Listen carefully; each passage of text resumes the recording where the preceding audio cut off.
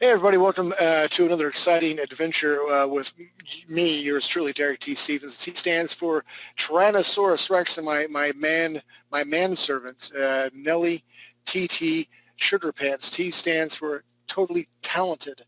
He's at my side tonight, and we're going to be doing exploration of the Queen of the Hive. We're going to do some Hive work for the MMO class.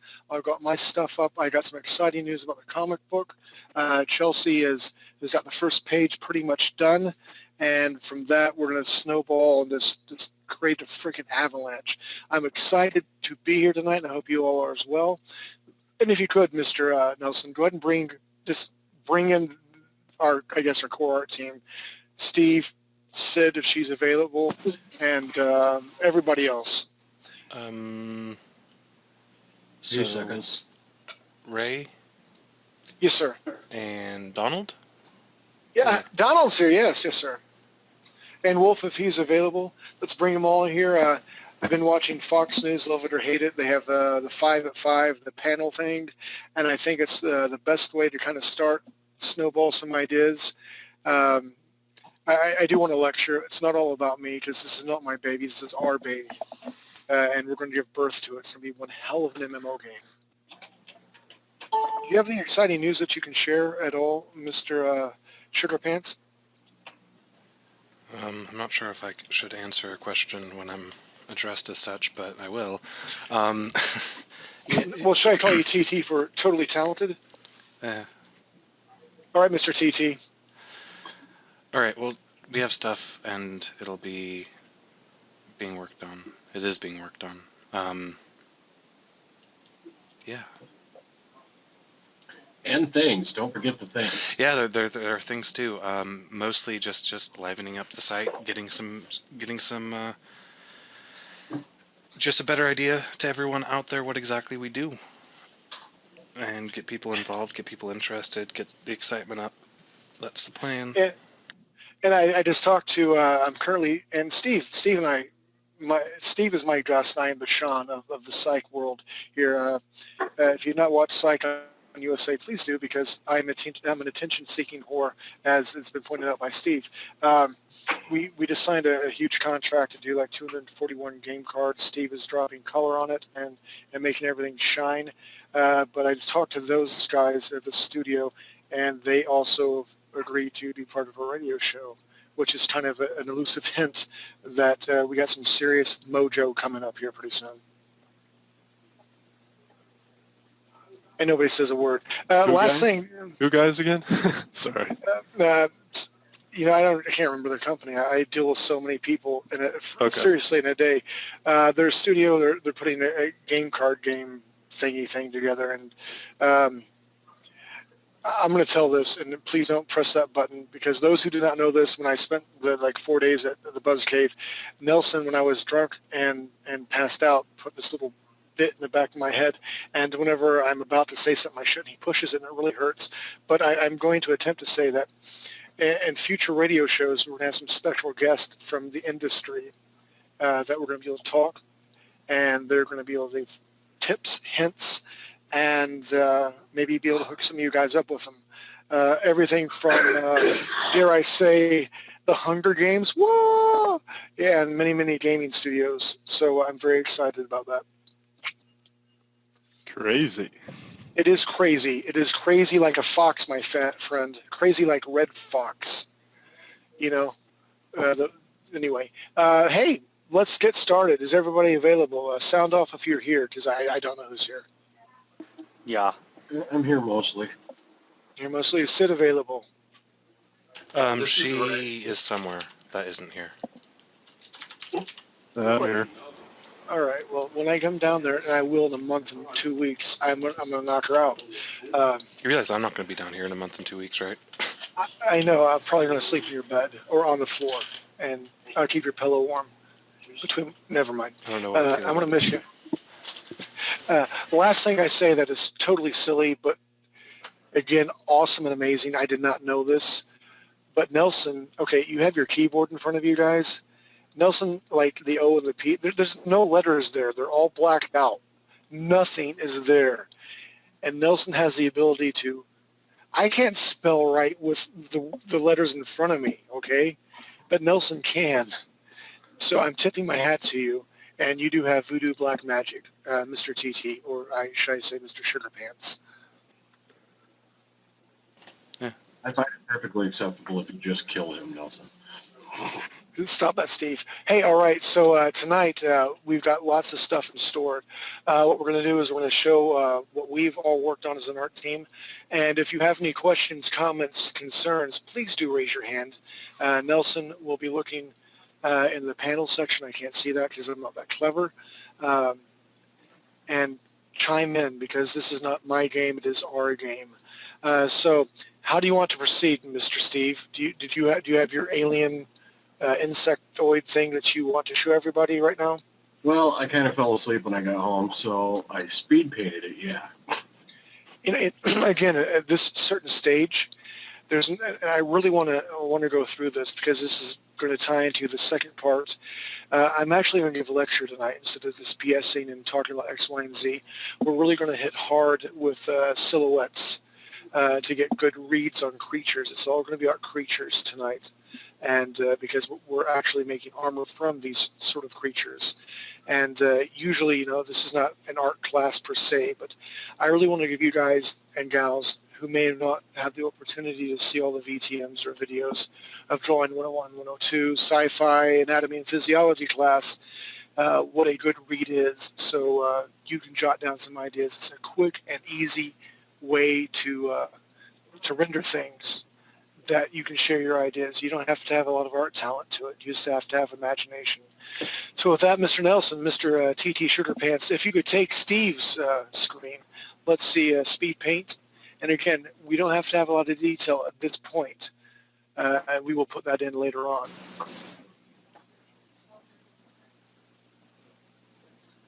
All right. This is speed paint? That's pretty damn good for a speed paint, dude. Well, it's speed painting and I forget what the, where'd my screen go? There we go. And some kit bashing. Some what? Kit bashing? Ooh, I'm sorry, I don't speak that. What does that mean? It's concept RDs. Kit bashing is when you grab snippets of textures and shapes, Oh, okay. bash them together into something else. A mosaic. Well, you know, okay, let's talk about that, the process, and correct me if I'm wrong, Mr. Steve.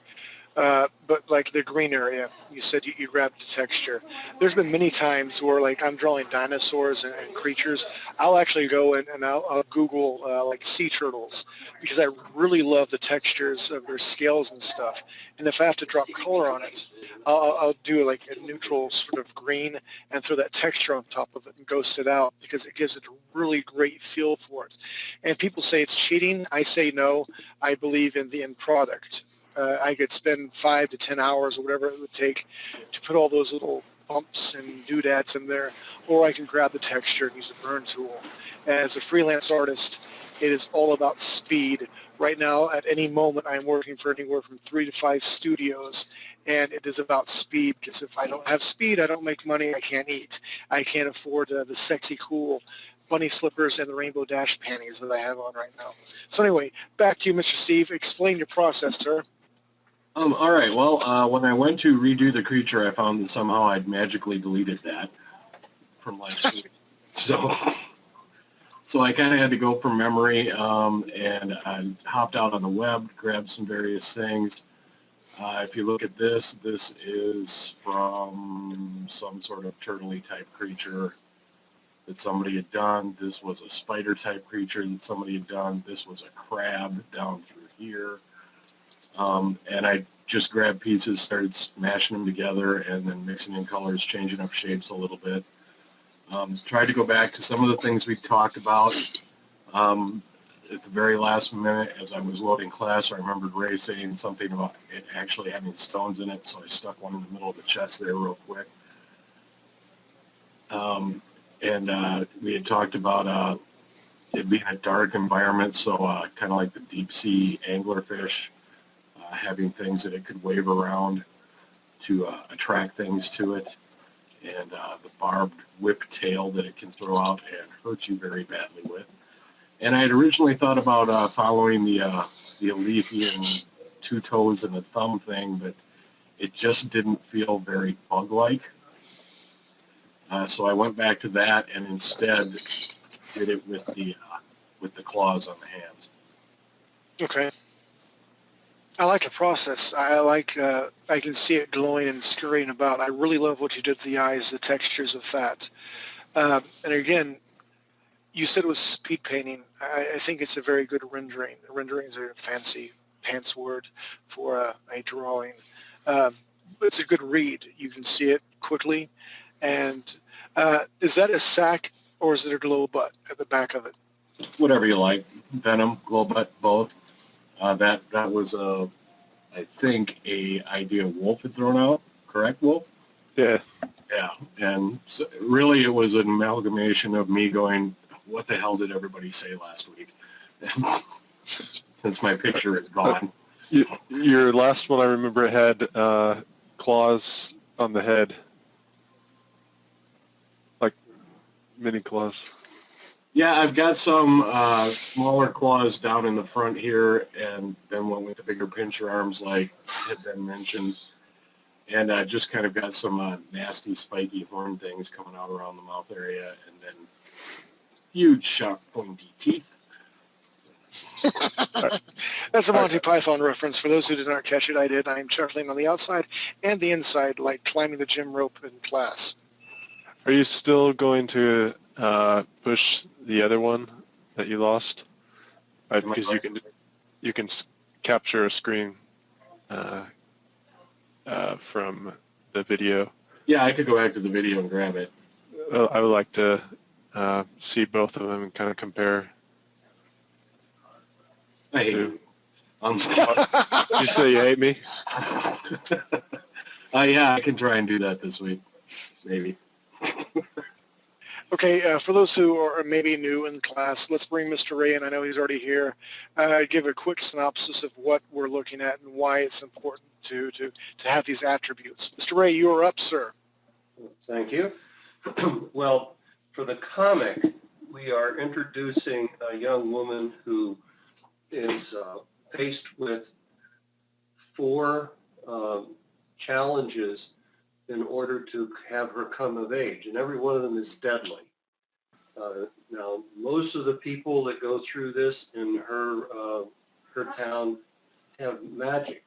For some reason, she hasn't been able to make her stone do very much. It's one that she got when she was a baby in very strange circumstances, without going into the detail. So the 4th and final challenge she has, the mages teleport her into essentially a large stone box. It's carved down into the living rock. There are all of these creatures about the size of Shetland ponies that essentially are hive creatures that go out and get Alethian animals, including Alethian people, and paralyze them and bring them in for the queen to feast on. And this is the queen. She has to fight her way into the tunnels, through the tunnels, into the queen's chamber, and kill the queen or be killed herself. That's her final challenge. So this is the monster that she faces at the very end of her quest to adulthood. Is this the queen? I thought I was just doing one of the drones. Well, this looks to me more like the queen. At least this is what I sort of had in mind for queen. A bigger abdomen with a stinger that could go all over the place. If you could take this creature and make it even fatter and longer, I envisioned the worker guys to be a little more compact than this. This looks more like the queen that I had in mind. But again, that's one of the neat things about doing this collaboratively. People come up with things that are going to be completely different than I imagined and could well be better. Well, I'm going to take a moment and say, go Team Steve. Yay. Yay! And there was much rejoicing. Yeah, that's cool. I do like this for the queen. I can certainly like Wolf said, I can pull the other one and play around with making that a little more compact and quick looking and fiddle about. And with that said about the comic book, Chelsea Curtis, and she's not here tonight, unfortunately. She did message me today, and she said she had the first page done. So as soon as I get that next class, I will post that so we can all look at it, and we're well on our way. My plan is to have her do 5 pages, then I'll do 2, give her a break, then she'll do 5, and then I'll do 2. Try to do similar styles sort of thing. I can't go into, ow, really, Nelson, thank you, Mr. Sugar Pants. I can't say anything because he's pushing the damn button again. With that said, the comic is going to be very vital to the storyline. I guess it's kind of like the springboard to leap us to where we need to be to build everything else on. I've done some shading and lighting in that, the hive drawing that I... Awesome. Can't wait to see it. Yeah, this Any is all more? I got, so let's start passing it around. Mr. Nelson, if you could take my screen, please. I'll show you the concepts I came up with the Queen. See what Mr. Ray says and everybody else says. And again, I am not the be-all, end-all of anything. Sorry, that's card art I was working on. By the way, Steve, you need to color that. You know how it is. Well, let me find my stylus pen here. I'll zoom this up. This is one idea of the Queen, the Lethean sized. And actually, after thinking about it, hold on, with my tool selected, I'm going to quick select that, hit Control T, and I would actually think they should be about this big. Control D to deselect to the actual Queen, because if it's going to be the Queen, I want it to be big, menacing, and bad. What do you think about that, Mr. Ray? I mean, at least for size. Oh, works for me. Again, I hadn't thought of it as quite that big, but it really makes it dramatic. Well, the way I've seen it, and again, I'm just throwing my WoW expert, no, I'm still not an expert. Buzz is an expert on WoW. I'm a role player. I'm a dork and a geek. But whenever the boss, basically, the boss has got to be big and bad, and you're right, dramatic is the key word. It's got to be dramatic. So you have an entire party fighting this one entity. And if you can see my little cursor moving around, the spiked tail. If you think about it, the Lethean is 7 feet tall, so that's a really big monster. Well, if she or it is giving birth to these Shetland pony things, it's got to be pretty big, especially for a hive. I've like squished 4 or 5 freaking wasps today in my house, and I want to kill that damn thing. I'm sorry, what? They No, they can't can't grow. I didn't think about that. Yeah, you're right. They can't grow. Yeah, I'm sure laying eggs, and then the eggs kind of hatch and they grow from there. Okay, so I kind of came up with this worm-like creature sort of thing, and then I moved to, I'm hoping this is the right one, another little like front concept. Everything's kind of changed around just a little bit. Hi, Mr. Ray, I want to eat your children. Rawr! Okay, well, that silliness over with. If you were going to play around with it again, the only thing I'm really not liking is the face is very Alien Queen-esque to me. I was just still going to say that. I'm like, I was really here. We'll go to here because this is very Alien-esque with the plates. But I like the idea of the plates because we're talking about armor. And I really wanted to have it plated like the dripping thing. And again, this face needs to be shrunk down. And through here is what I'm picturing the tail to be like. But I really love your concept, Steve, where it has like multiple links of this tail. Let me get my brush out real quick. What about adding a second mouth that shoots out? Hey, Mr. Sugar Pants, can you just delete him? Asshole. I say that with Don't love. like my brainstorm. He says as we record this for posterity. Anyway, maybe like a triple barbed tail like this that can spin around and do like massive damage or an area effect thing. And if you're caught in it, that'd be like massive amounts of damage, and that would be bad. Really, Mr. Wolf? What? I get an idea. Really? Do I have like serious lag or something? No, it's just me thinking out Oh, loud you just internally and voicing it. Butthead. But you're totally right. I did rip off a queen. So Oh, I don't not apologize. No, not I don't really. apologize It's for anything. different, but there's similarities. There's a lot of similarities. She does not have a second mouth. We have three mouths. No second mouth or third mouth. But I like the idea of the plate. I like the aggressive points right through here because everything about her is aggressive, attacking if need be. So that is what I came up with. Mr. Ray, what do you think? I actually like this one a little bit better. I think any of them would work. Again, I think what we need to get down to is you mentioned this earlier, a style. That, and then go from there. You know, we need to have the sea vultures that we talked about last time. We've got the queen and her brood. We have the Grog Beast, which is in the first challenge. We have the beautiful bird, which is in the second challenge. There are no additional animals in the third challenge, but then the fourth challenge is this. And I just think we need consistency, like the, thumb and two finger thing, and also just if things have armor, they ought to look similar. They don't have to be the same, but look like they came from the same planet. That's the kind of thing I think we need to start working on. And that'll play nicely into the silhouette discussion you're going to have. Roger that. I like Alright. the head on this one better. So do I actually. I like this. I like the whole, she's twisted up and again, if you're going to fight a boss, I definitely want it to have reach. In a format or a level where you have this sort of life or death situation, I want it to be menacing. I want it to have multiple attacks where it can have a bite, it can have a whip, it can have a tail. Maybe it spits venom as well. Because if you do that, you're going to have some serious cooperation with your team.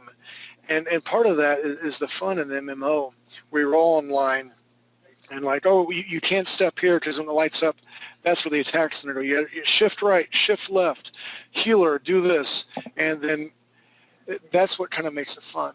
And again, I'm not a huge game mechanics guy. I'm a role player. But I liked that. Whenever I did a lot of WoW stuff for a while, I was a healer. I was a druid. And when I was a healer, all I did was watch life bars. I really didn't get to see any of the levels. So then I switched back to DPS. And for those who do not know, DPS is damage per second. And then I got to see more of the levels. I wasn't responsible for resurrecting and healing everybody. And I know there's been a lot of discussion with like the Star Wars game. Have you guys ever played the Star Wars game? It's not free to play now. It still sucks. But have you guys ever played that? I have not.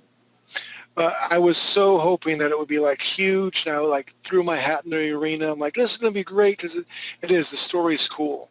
But they were talking about the Trinity, where you have to have a healer, you have to have a tank, you have to have DPS. And that really is a challenge for our development guys. And we're very close to naming the person or persons who's going to be in charge of that. Because that actually is our Trinity. We're all here for concept art. And then we're going to have the guys who are going to be developing it, the brains, the eggheads to crunch numbers and to see if the attacks are going to work. And then we have what Nelson is doing, implementing everything that we're creating. So, but we're very close to doing that, and that is our Trinity. And what I would like to try to get away from is the standard Trinity in the games of you have a healer, a tank, and DPS. I'm not for sure how we're going to do it, not for sure if we're going to be able to break that, but I like to be able to think outside the box and come up with something different. But you should reverse the order. No? So, I'll think of something. We will think. I mean, it's the standard of an MMO. I've played Rift. I like Rift. It was pretty cool. Again, you had to have the healer, you had to have the tank, you had the DPS. Warcraft, I mean, it's a standard, same thing. And even in Star Wars, what they did was you could be a medic and you're basically a healer. You'd throw this little robot thing out and they would like heal your body. Like, they'd scan you and heal you, which was a cool concept, but you have your healer. Then you have your Sith warrior who was like a tank, could do tons of damage. It was a tank. And then you had your Sith assassin who did lots of DPS, damage per second. And so even they cannot come up with an idea, but I'm a firm believer that because it's been done, it's been said, and I think we're all creative here and we can think outside the box, we might be able to break that mold. That's my hope anyway. All right, enough of my rant. Mr. Ray, any input, last minute of the Queen ideas right here? Can I say something first? Sir, yes. You have no legs or no claws on. It's like a snake body. Were you going to add that? Were you envisioning those being added to that, or were you envisioning it to be like a snake body? With my Queen, I wanted it to be similar with like the body plates and the armor and stuff, but I wanted it to be way, way different in her attack modes. Because she doesn't need to work. She doesn't need to do all the lifting. She creates those creatures that does that for her. And that was my thought process.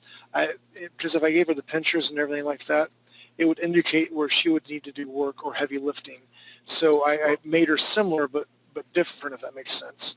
Yeah, I mean, I think that she should still be able to defend herself because, I mean, things can get into the colony. If they get in there, she should probably be able to also defend the eggs and stuff.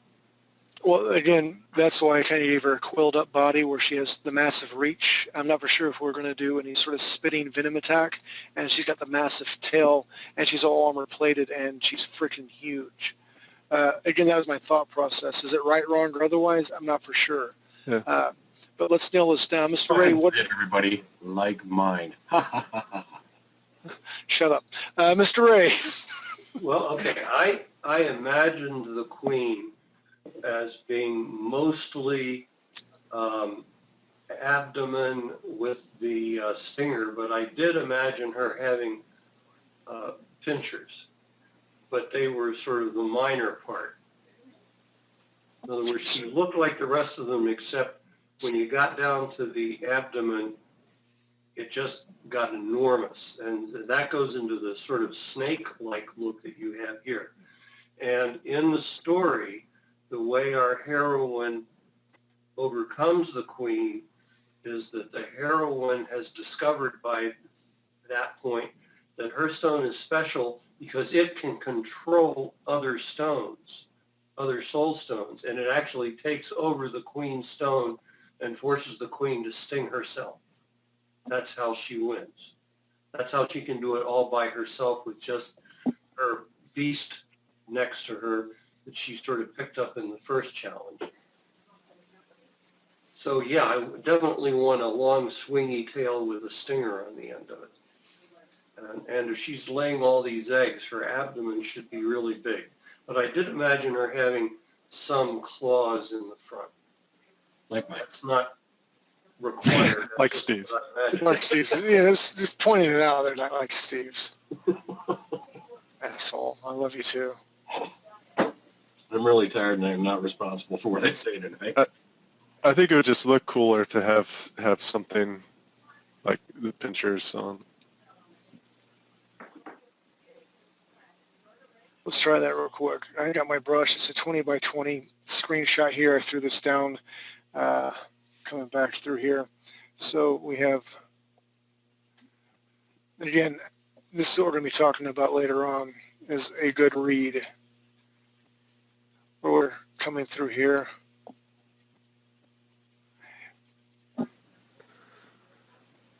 And it's hard to talk while I draw, but I will do my... I like Steve's idea of the multiple barbs through here for the tail. We have the huge... Actually, my idea was the single barb, but the two on the side are kind of like the anglerfish, glowy, what's that in the dark? I think I'll go over there. Oh, I just got stabbed. The age-old story. Mr.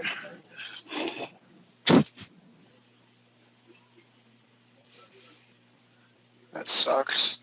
Let me zoom in here a little bit and shrink my brush down. Are you picturing pinchers? They're coming up through here like this, and multiple sets. Oh, that'd be interesting. Queen having 2 sets, that's kind of cool.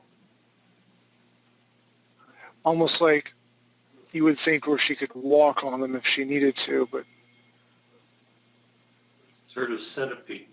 Okay, Yeah. 3 sets is just absurd.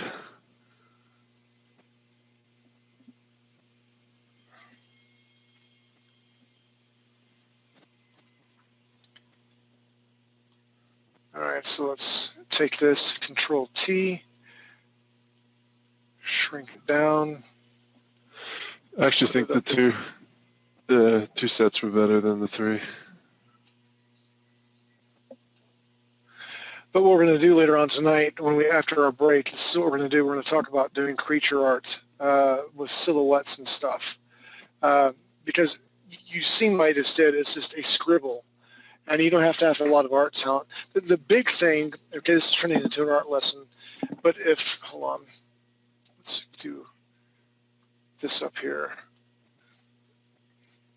Get this out of the way here. Create a new layer. Every line through here, that is a little bit too big. Every line has to have a place with a hand. It comes in through here. Let me get a different color for you guys. Every line has a place where it has to go, no matter what. Fingers. Has to come someplace. It comes down through here. Part of the robe comes in through here like this. Every line's got to go someplace. Even here, it comes through here. Again, every line has to come someplace. And what Steve's going to do, he's going to throw textures and values through the hair and all that through here. However, with this quick rendering here, it's just a quick read. You don't see any lines. It's very forgiving, but you can get a very nice creature or nice rendering of whatever you're going to do, whether it's going to be a human, an animal, or a creature. And then with Photoshop, what is brilliant with Photoshop? Can I ask something? Yes, sir. Yes, sir. You kept saying that every line has to come somewhere. Do you mean by that that it has to start somewhere and go somewhere? It has to start someplace and it has got to go someplace. Okay. In a line drawing, every line has to have a purpose. Exactly. With this thing here, it's just a bunch of scribbles, but I can automatically tell that's kind of cool. And then we can throw details. We can throw different hues and shapes. Let me do this real quick. Again, turning it into an art lesson really before I wanted to do it. Throw some light gray on here. And of course, that's not working here because I don't have a multi-layer on. Well, when we come back, I'm going to show you what the multi-layer is and how to do some shading and all this sort of stuff and values. But right here, I can tell these are really cool pinchers or crappy pinchers your point of view. I can tell the head is here. I can tell this is elongated, some sort of segmented armor sort of thing.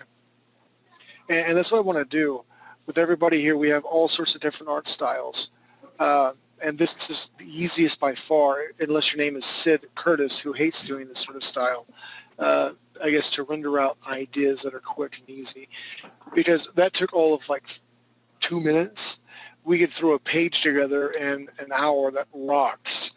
And then we can say, okay, we like this, we like X, Y, and Z. Take this image, print it out, throw it on a light table, or even in Photoshop, and then we can start doing our line artwork to it as well. I mean, there's so many options that we can do. So again, we'll come back to the silhouettes.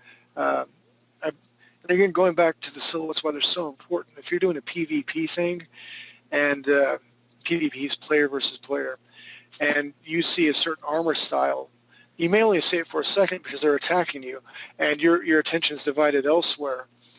but if it has a good read, you can automatically tell that's an orc warrior. Oh, that's a shaman because I can see cloth flowing in the wind. And right now we know this is some sort of segmented bug with a bunch of scribbles.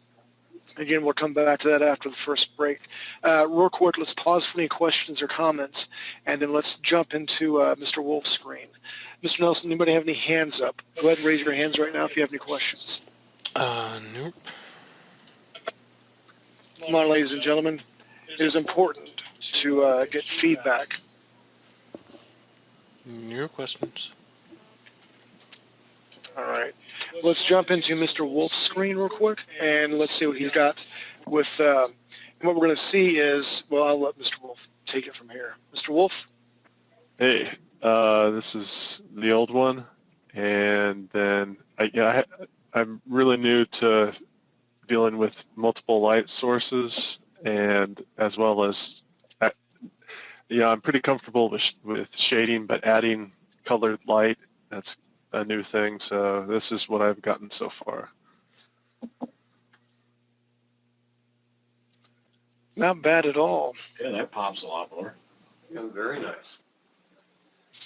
And again, if you want to learn lighting techniques or lighting techniques, go to our Drawing 102 class, and I talk about different lighting sources. Do you want to explain how you came up with this idea of the lighting source? Well, these things are glowing goo, and so I thought they should kind of there should be a color to it. So I used light. I used the lighting layer effect and had a color, and did different shades of the light, and then blurred it. But so I don't know. I wasn't really sure how to do that, so I don't know how well I did on that. The shading I'm much more comfortable with than I put shading on. I do want to throw this out as well. Mr. Wolf Knightley will be doing dropping the color for the comic book. And I don't say that lightly, and I say this to Steve as a hint. Black and white line work, I mean, I really believe anybody can do it. Steve is going to bring my renderings, my drawings to life.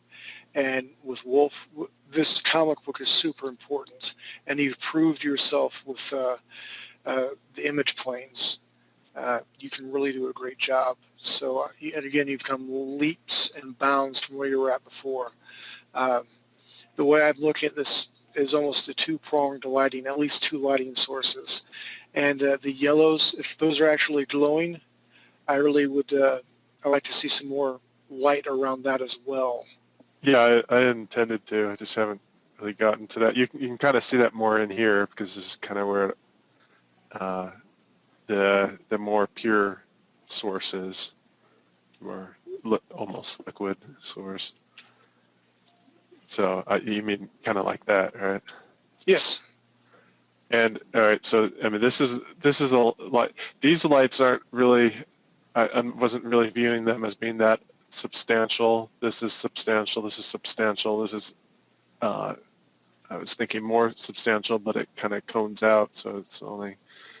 That's why you only see it up there. And then here's another one that's just like these, and then these ones are giving a little bit of light too. So that's where the different light sources are coming. So I was figuring that if it light's coming out here, it's going to hit about here maybe, and not before that. So it's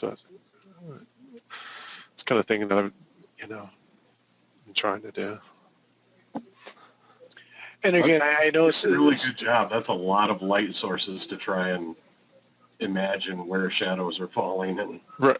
It makes it a lot more tricky, especially when because you want to gain. I mean, you want to use. I'm used to using more form light, which it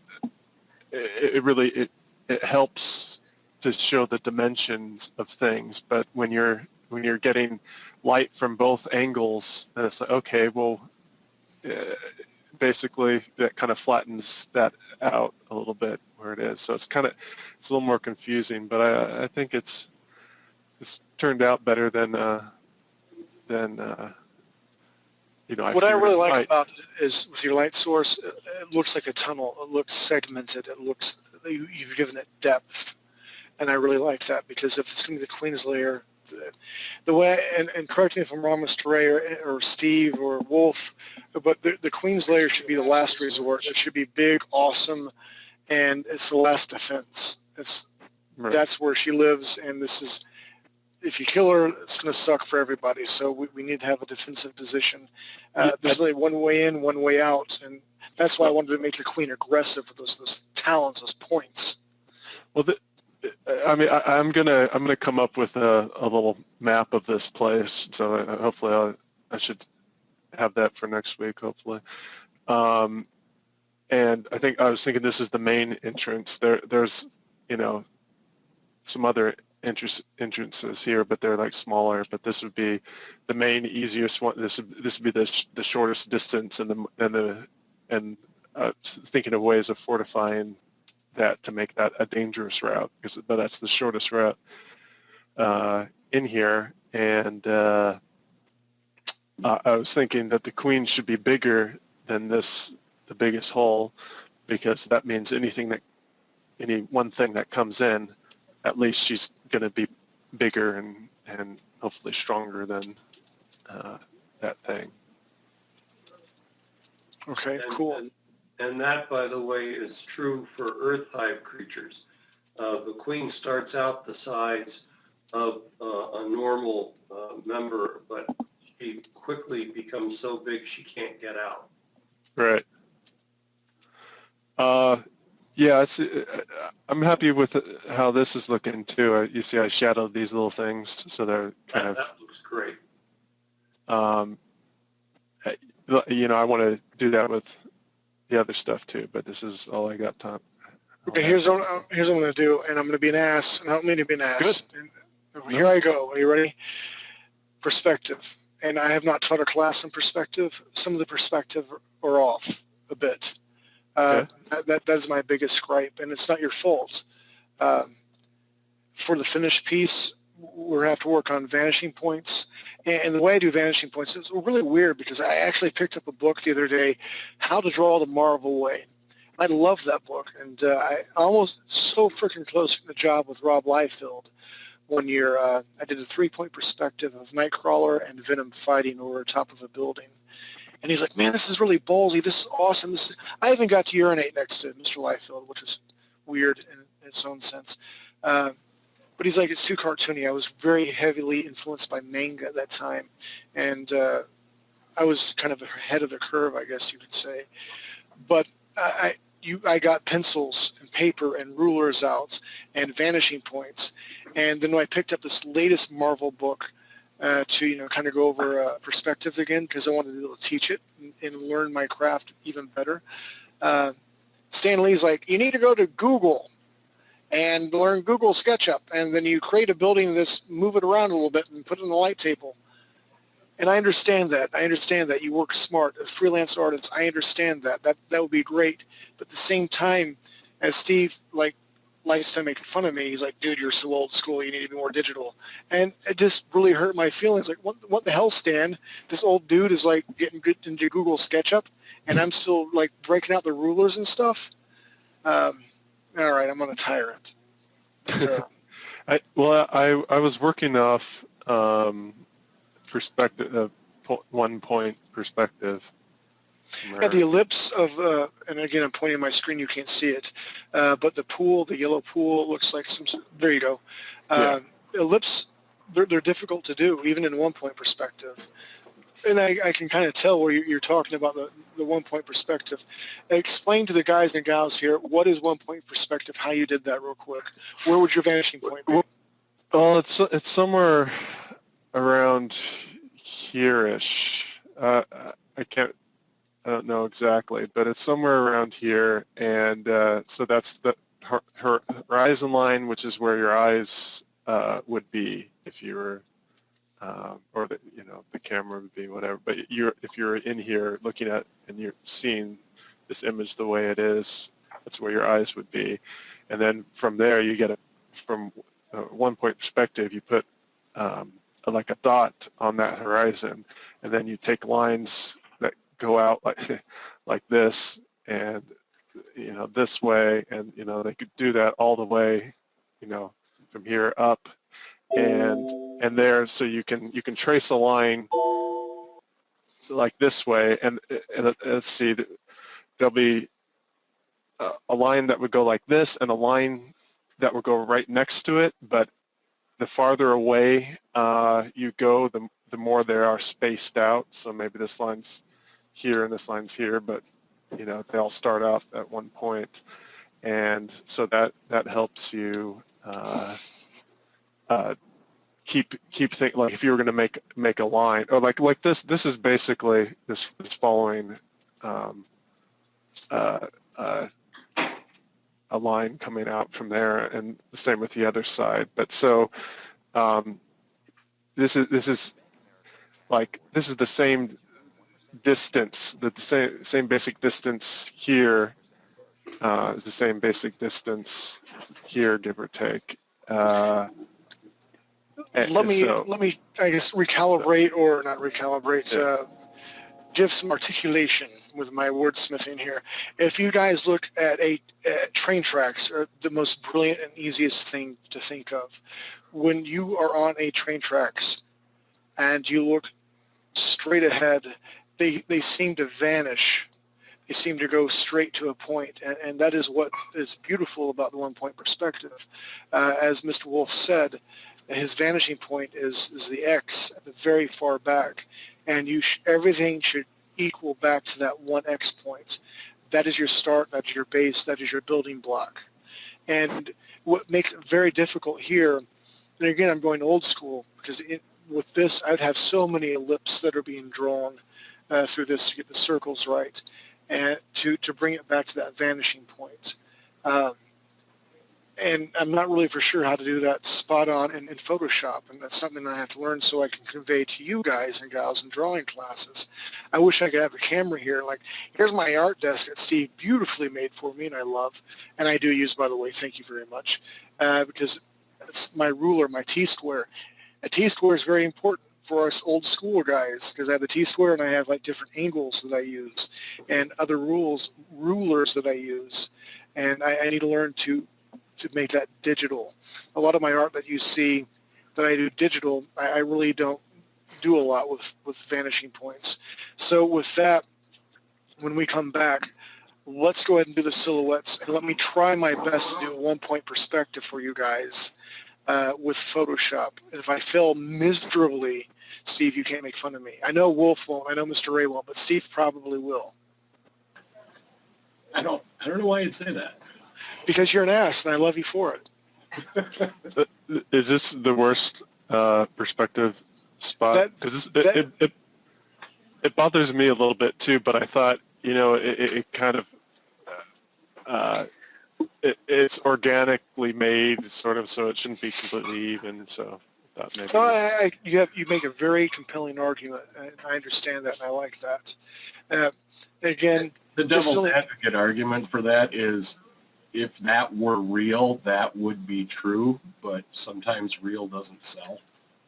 Yeah, it's and true. You have to sell the perspective instead. Good point. Actually, I'm going through a perspective class on another website, and yeah, that's right, because you had the freaking brilliant, beautiful building that you were doing. Yeah, but 1-point perspective is obviously a lot better than 2-point, because it's a lot easier. But the way they showed us is pretty much you draw a flat box in 1-point, and then you just put a circle in it. If you're doing 1-point perspective, there's a certain axis that has to be put on that circle. So if you have to switch it down, it's really complicated, but yeah.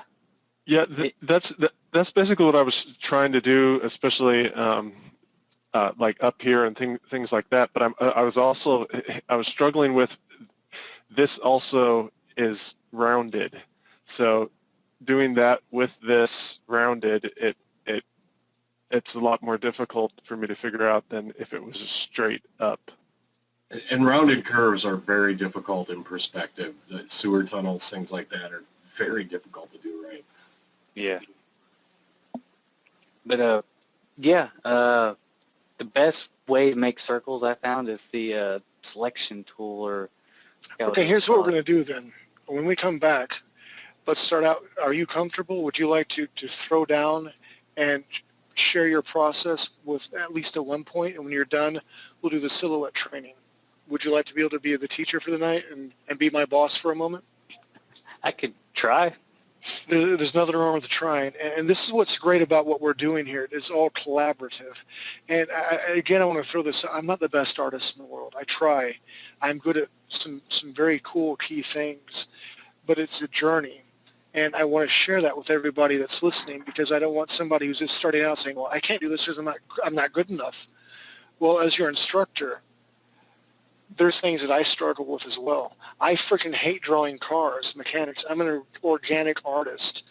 I just got done with the Awesome Game Studios in India. I got a PlayStation 4 game that I helped make, and they took my concepts, which is very cool. But before I did a human organic creature, they had me on a car game. And I always tell you guys, as a concept artist, you need to be able to draw everything, because, you know, they say I need to draw cars. By God, you better be able to draw cars. I'm an organic by nature. That's what I do. I love, my mantra is hot chicks, dragons, and guns, especially the hot chicks. But I will struggle with organic or non-organic features. When I worked for Epic Games and I had to come up with the vehicle design, that was a huge struggle because it was a huge game. It took hours. And it was really cool when I was at the Buzz Cave with Steve. I actually had my art pad in front of me, and we're talking about, okay, so when you get back, what are you going to teach? I'm like, I'm going to teach armor class, some armament. And I just sketched this thing out in like maybe 2 to 3 minutes. And Steve's like, man, you're fast. I can do that. But when it comes to cars or buildings and perspectives, I don't have Google SketchUp. I mean, I guess I can download it and learn it, but I don't have time for that. It is a struggle for me. And I want to share that with you because it's okay to struggle, and we'll get better at whatever we're doing. And because I'm not great at that, I got you guys to back me up. I don't have to be the smartest guy in the room. I have to be surrounded by smarter and more talented people. That's why I have you guys here, and I'm very appreciative of that. That's my rant. Sounds fun. All right, so it is 10:02 my time, Eastern time, of course. I live in North Carolina, and it's still storming. Hoping the power does not go out. I'm hoping Mr. Sugar Pants, that is TT to you guys who are totally talented, Mr. Nelson, will bring us on break. We'll do a 10-minute break when we come back. We're going to do a 15-minute class on perspective. Are you cool with that? Yeah. And then I will take over, and then we're going to talk about doing great reads with silhouettes and what creatures that we can design from silhouettes.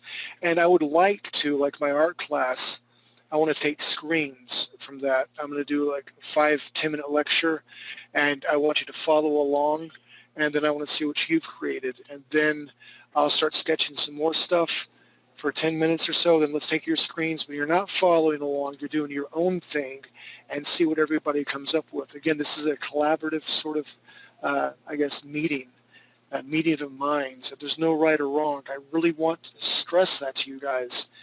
We need artists and we need team members. I don't want you shy about that. So, Mr. Nelson, we're going to take a 10-minute break. Are you ready for that, Mr. TT Sugar Pants? Mm-hmm. And we're back. Hey, welcome back, everybody. Yours truly, Mr. Derek T. Stevens. T stands for Tyrannosaurus Rex, and Mr. TT Sugar Pants, also known as Nelson. The T stands for Totally Talented. I myself on break read Pretty in Pink backwards twice and made a second movie, and I'm scripting it out and storyboarding it as we speak. Mr. Nelson, He ran around the house 2 or 3 times and killed 2 squirrels and is now eating them, so that's why he's so silent. But thank you very much for all being back. And right now, we're talking about the strong silhouettes. We've been talking about perspective. And Mr. Nelson, we have a new instructor tonight. Mr. Donald's going to take a screen. I really want him to share his thought process and his work process and how he's come up with what he's done with the Parthenon, and share with us his perspective ideas. Heck yeah. Woo! Hells yeah, baby! Well then, yeah, All right. this is perspective. There it is, folks. Live it, love it, learn it.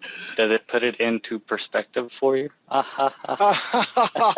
What a That's clever. 2 point, right? Shoot me. Gotta be. This is 2 point.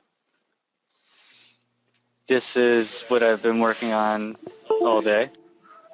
Of course, it's an entrance. Who would have thought? Who'd have thunk it? And of course, there's quartz everywhere. Everybody loves quartz. So yeah, That looked like an exit. What's with the floaty quartz? Is it floaty quartz or folly quartz? this right here is floaty quartz. Okay. Ooh, I like that. This is upside down quartz. And this Really? is Who gave him quartz. control? Nelson, take it. Take it away. But Okay. come on. No, All right. all right. Good. Now, Explain, Lucy. Explain. to the 1 point perspective.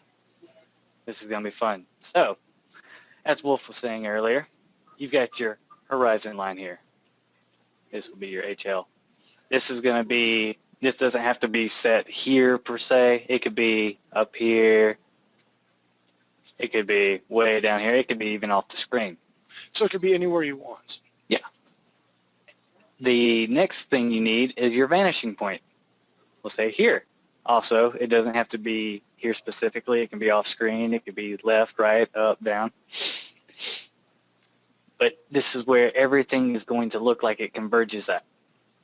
Now, to get your perspective lines, you've got to click, hold shift, click out. That'll give you a straight line in Photoshop. Shift clicking is the best thing. It'll make your hand go numb.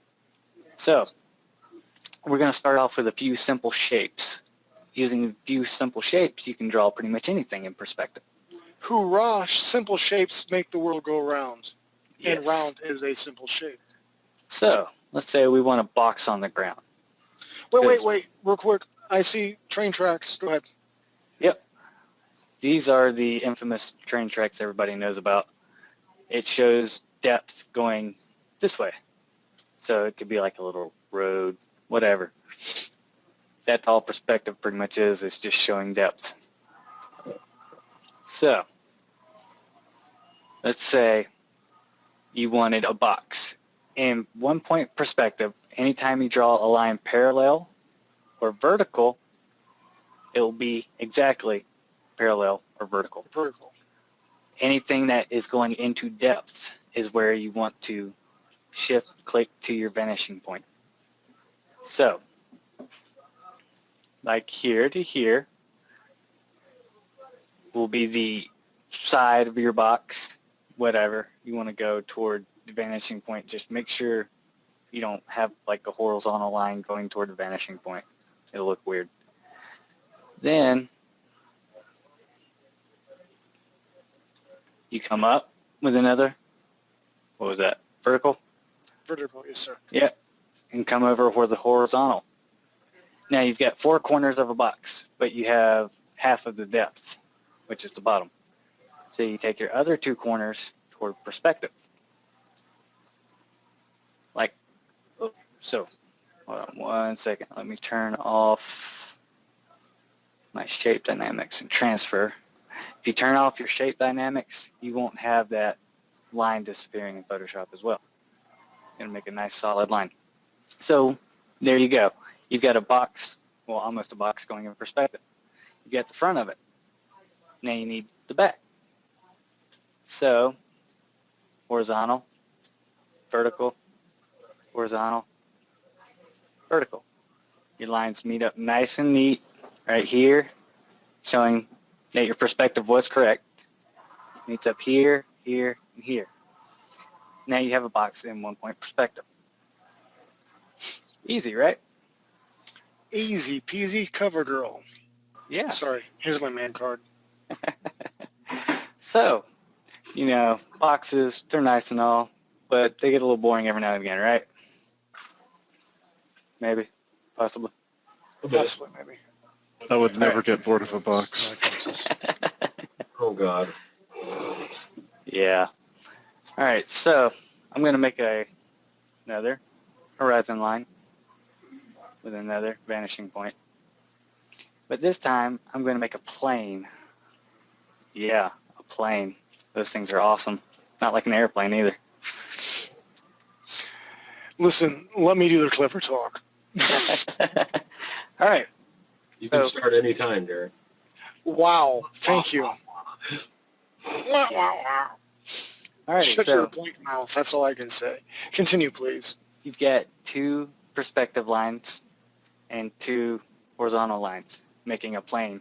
So there you go. It's pretty much a quarter, 1, 2, 3, 4 of one side of the box. And if you want to, you can even put a circle in it. So come over here to your ellipse tool, select it, hold shift, brings up that little plus sign, click and drag, and it'll make a perfect circle. So then if you press A and click your circle, it'll bring up these 4 points, right? Whoa, that's a ruler. If you press Control T, you can transform it however you want, blah, blah, blah. Now, if you want a circle in perspective or an ellipse, you pretty much just fit this inside of the box. Whoops. Like so. Now, with 2-point perspective, you get into these axes, these dots being a certain way and everything. But with 1 point, pretty much the long side is, I forget what it's called, and the short side is, Could you, in theory, just hit Control Copy and bring the circle up and then make your perspective lines vertical that way to connect everything? well, now, that's the thing. If you go up, well, if you want the same size, yeah, you can do that. So Okay. you can bring your box up just like this. Then you go through perspective, however you want, and then bring it over. Oops, this one was a little off.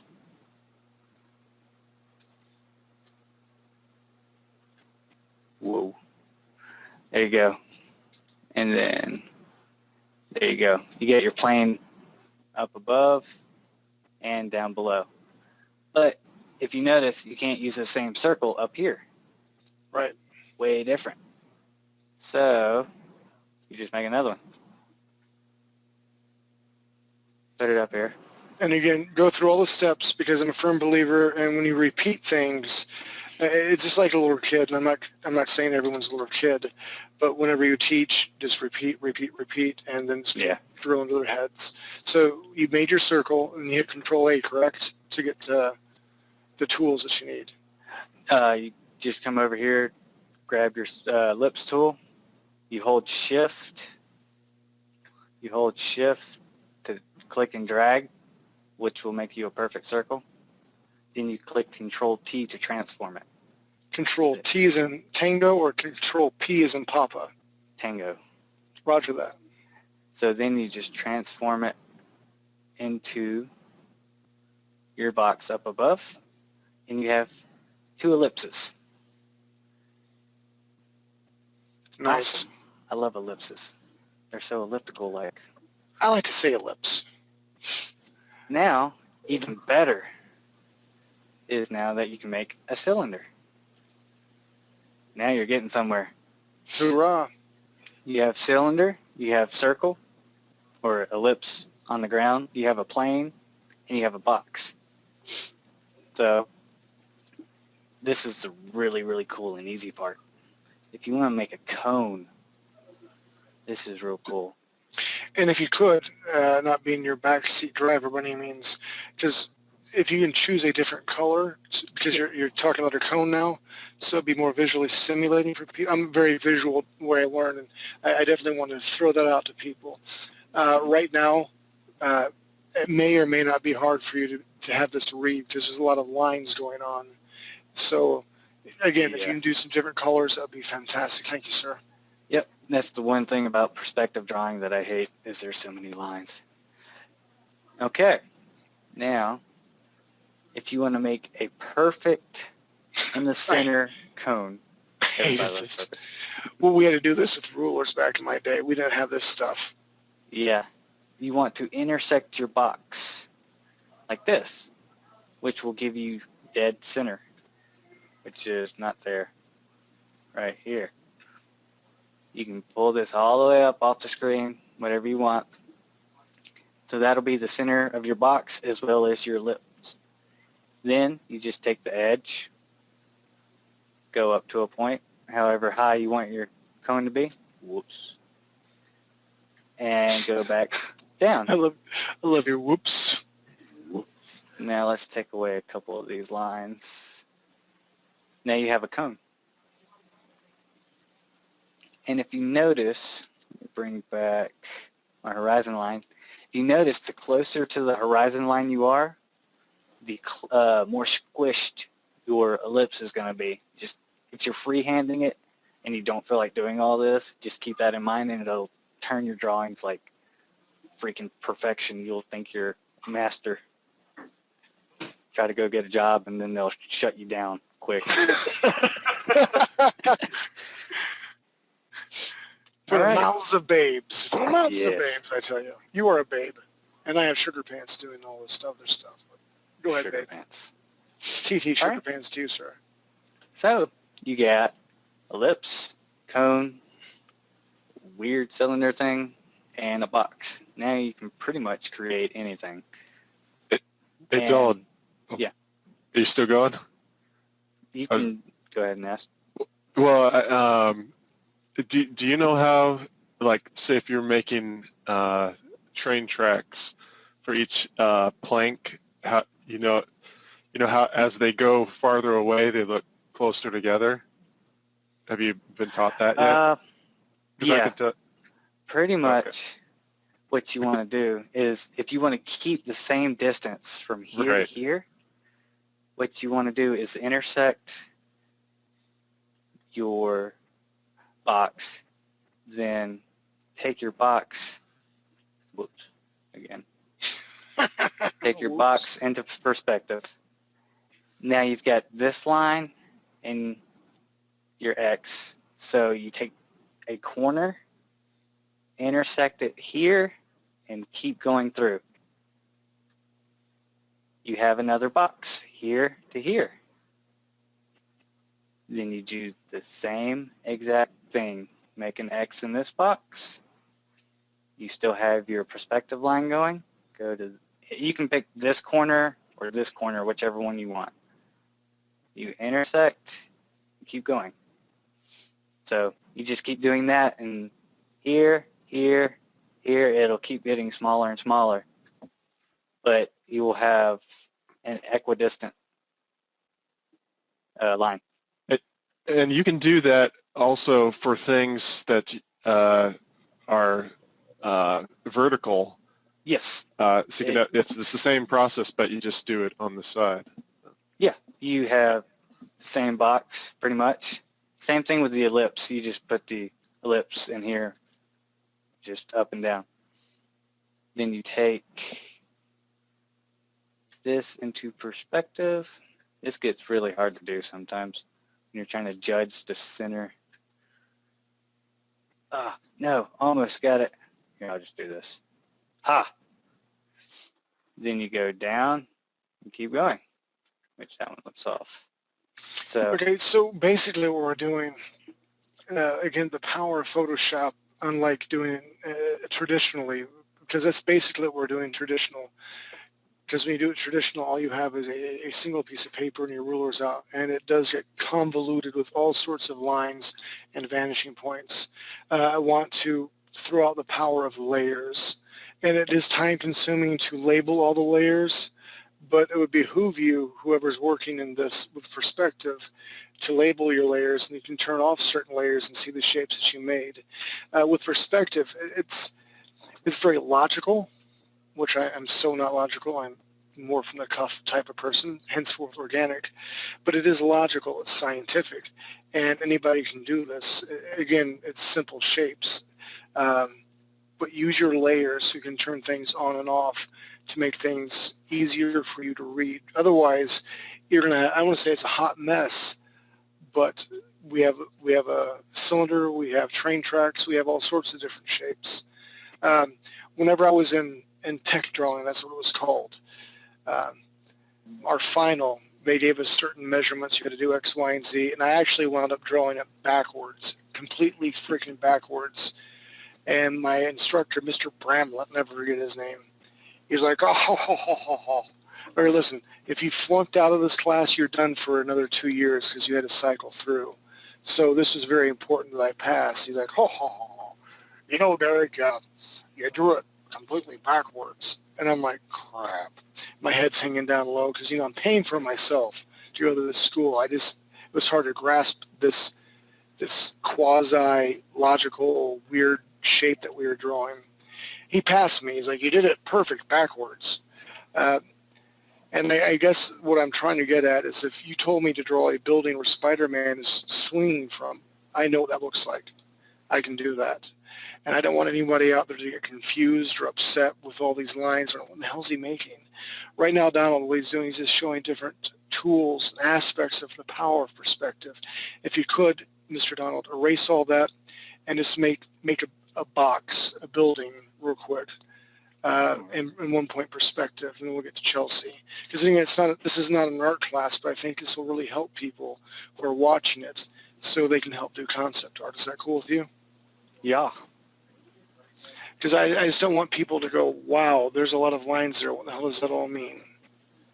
Well, and I would like to say, I remember in Drawing 101 you did one night you did perspective, Derek, and I was just wondering what it felt like to get totally owned by Donald right now, because I learned more in the last 10 minutes than I did in that whole night. I'm impressed and I'm happy. And again, I want to be humble. I'm an organic guy. I'm the first to admit that. And I'm learning with him as well the shift control thing. And that's why I picked up the book for How to Draw Marvel Way, because it's been forever since I had done 1, 2 point, 3 point perspective. I got some kick-ass Nightcrawler pages. I think you've seen it when we were at the Buzz Cave. It is a powerful tool if you don't want to go ahead and build a 3D model or go to Google SketchUp. So, Donald, you're doing a great job, and your skills are helping everybody out. Me too. And that's the other thing. No matter how big you get, and I really hope that you guys and gals go on to get in the industry if that's what you want, but please remember, no matter how big you get, remember your humble beginnings. Somebody helped you out, and I really hope that you play it forward and you help other people out. So anyway, continue, Donald, and F you, Steve. I only say it because, you know, he's already owned me a couple times, and now I'm not alone in that boat. So I'm totally understanding, and I'm totally cool with this. I am not a perspective guy. I'm a character creator. Alrighty. Well, I've set up our horizon line and vanishing point, and now we can do a couple buildings. So I want my buildings to be about this tall. So bring out your 2 perspective lines. I'm just going to be drawing the side of the building. You go straight up, straight over for the thickness. Yeah. Straight down. Straight over again. Erase that little bit at the bottom. And straight down for another thickness. There you go. You have a building in perspective. Hey, Donald, you know, another thing you can do, you remember when you were showing just the train tracks example where you're trying to go from 1 point to the middle of the thing to the other point. Mm-hmm. if that makes sense. I know you were struggling a couple of times with getting it exactly into the middle with the making a dot and then holding shift and making that line. One thing that you can do is, especially if you just do it on another layer, you can make a straight line and then that's long enough or even longer, and then use Photoshop tools to rotate that. Yeah. Transform. That's a good way. Then you don't have to keep trying to go, oh, I missed it again, I'll try again, Yeah. Just thought I'd point that out. Yep. I actually tried that a couple times, and personally I don't like it. I like being able to make a certain line, but if you do have trouble, that is one way to speed it up a little bit. Most definitely. Some people use it like crazy. Okay, that is a quick, down and dirty, perspective class sort of thing here. Again, this is not really an art class, but I wanted to give people some tools. And obviously, Steve struggled with my class because I failed. I am sorry, Steve, and everybody else that went to the 102 class for perspective. But Donald, you did a fantastic job. I'm very proud of you. I think Steve. I'm just giving you a hard time, dude. It's all good. It's all good. I love you. I'm an only child, and after this class, I'm going to cry in the fetal position and probably drink a lot because of this. But that's all right. Well, That's not all all right. right. Take pictures. Okay. When I pass out, my wife will take pictures in the morning. Anyway, Donald, great job. Go back to your picture of the Parthenon or the entranceway. Let's talk about that for a moment. And That was horrific. That poor stick fellow. Yeah. Poor guy. Let's talk about this real quick to get back on track with the MMO thing, and then let's take Chelsea's screen. Mr. Sugar Pants, if you could take Lethal Lauren / Chelsea Curtis, not to be confused with Sid, because I always screw those names up. Go ahead and get her on board, and we'll take her screen after we talk about this. Oh, No, not yet. Okay, was that Mr. Donald Hello. we were in? Yeah. Yeah, sorry about that. I'm here. Hey, Chelsea. Alrighty. All right. Yeah, this thing we were talking about last time I was here was inspiration for certain monuments on Earth that were influenced by the aliens. And I looked at the Parthenon and I was like, holy crap, that's pretty cool. I like the Parthenon. It is indeed pretty cool. Yeah. I started drawing the Parthenon in perspective since I'm doing a perspective class. Why not? And I was like, you know what? Those poles, they just seem too human-like. What can I replace them with? So I tried, a couple things, just doing different squares here and there, drawing random stuff, square here, getting smaller. That didn't look right. So I thought, hey, I haven't drawn crystals yet. So why not draw some crystals upside down? And then they're floating. Crystals in the middle. I love, Yeah, seriously, so cool. the small detail like that.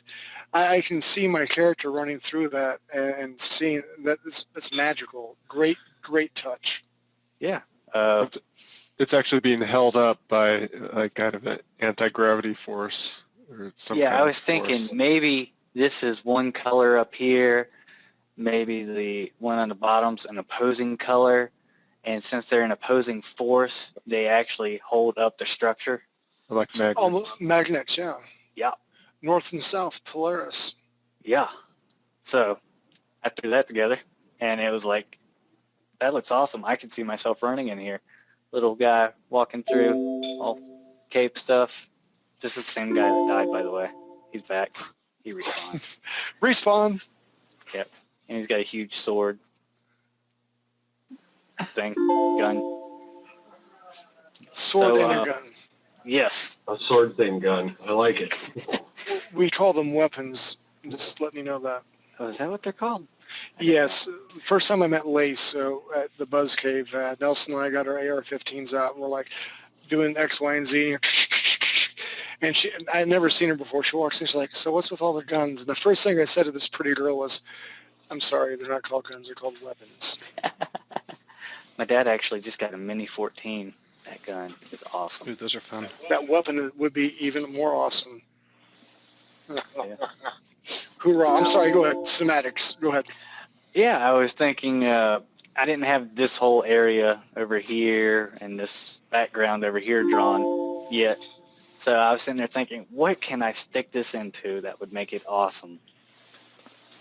And so I figured the side of a rock be like a little cave thing. And then you guys started talking about your insect queen. So I was thinking, hey, maybe we could use that as an entrance to her lair. I could see that. Let's ask Mr. Ray that. Could the insect queen, the hive, actually be like an old castle that they entered and then they made the hive on the inside? Yep. Possible. I had thought it was something they tunneled out themselves, but they could take over something that already existed. Well, actually, I was thinking, you remember the area in World of Warcraft where you're actually under or inside the earth or whatever? Like just a big hole in the earth that Like you're a inside cave. and there's all this rock and everything? I was thinking maybe that's what the area surrounding this could be, is like a huge, giant catacomb inside of the earth, or the Alethea. There'd definitely be a possibility. Okay, well, the entrance for the story, the entrance is at the bottom of a vertical shaft that they cut into the stone. And the worker guys climb out of that, so in order to get at their prey. And then they bring the prey back down into the shaft, and at the bottom of the shaft is the entrance to their tunnels. Ah, okay. All right. I might be able to work something with that. I'll see if I can come up with anything, if you guys like the idea of this being an entrance. And this is the perfect segue to bring Miss Chelsea, and I know you're here, Miss Chelsea, Lethal Lauren, as I love to call her. When I seen her, I'm like, you're Lethal Lauren, you're no longer Chelsea, because she kicks my ass in like Xbox all the time, and saves my bacon several times over. I know I've been hard on you. I'm like, hey, where's the comic book? Hey, where's the comic book? Where's the comic? Every time she like pops online, all I do is listen to Netflix and draw, and I'm like, damn it, she's not drawing, she's playing games. And I want to say that as an artist, it's hard to get yourself up and draw. It is hard to have that. That's my bread and butter. That's what I have to do. But Lethal Lauren has another job, and it's hard to come home from a job and get motivated to do X, Y, and Z. So I want to say, first of all, thank you for doing what you're doing. I'm very anxious to see what you've done so far. So if you can take her screen, Mr. Nelson, that would be awesome. Oh, now we take her screen.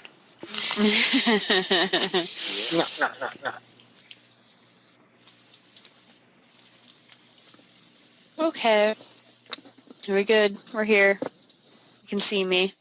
Yep. Well, I was just working with the layout for the comic page, and we remember this one I was going to have as my first panel, but after trying to lay it out, and I'm still kind of tweaking it, and I want to fix some things and maybe change some perspectives on it to make it look a little more comic booky. I am actually going to make this the second panel, and this one here is going to be the first panel because I just did a quick sketch earlier this week sometime, and let's see, where's the other one? This is my other picture where I kind of had it laid out where it was going to be what panels were going to happen. And since I was working with paper and pencil, it does not look as good as I would like it to, but I haven't gotten to messing around with it digitally, and that's when I'm going to actually start making little boxes for the panels instead of it all just being lines straight across. And tweaking and trying to figure out where all the words are supposed to go, the dialogue. Let me ask you something, because I do comics all the time. What is your process for pacing? Whenever you look at Mr. Ray's his words, he's a wordsmith. What is your thought process? Okay, page 1 needs to do X, Y, and Z. What do you do there? I don't really know. I'm kind of guessing. It's kind of ambiguous because I agree. And again, I do all my comic book work on Bristol board on actual comic book pages, 14 by 10.5, something weird like that. And unless the author's like panel 1, panel 2, panel 3, and there's times I've argued with them where I cut panels out or I add panels for pacing purposes. I'm not for sure how fast the story needs to be told, but I'm liking what you're doing so far. I'm with page 1. I'm going to throw this out here, and I need an answer right now. I am putting you on the spot. I want the page 1 done by next class. Can you do this? Say yes and make me happy. It should be easier to get it done now that I have it kind of laid out. So yeah. Okay. So with that's great. Again, I can ink it or you can ink it, and as soon as that gets done, we will throw it to Wolf. He's going to throw color on it, and for wording, for lettering, whatever you want to call it, we need to find a volunteer. Is anybody wanting to volunteer to letter that is here right now? We have several jobs that are opened, and without spilling all the beans and all the details, the comic book is going to be on the front page of 3D Buzz very soon. Well, We want to have 5 or 6 in their cans, so they'll be cycled through like every 2 to 3 days, another comic book page to get people interested. And I say this to say that if you're part of this and you want to help with the comic book, I mean, your name's going to be attached to it. So if there's volunteers, I would love to hear from you.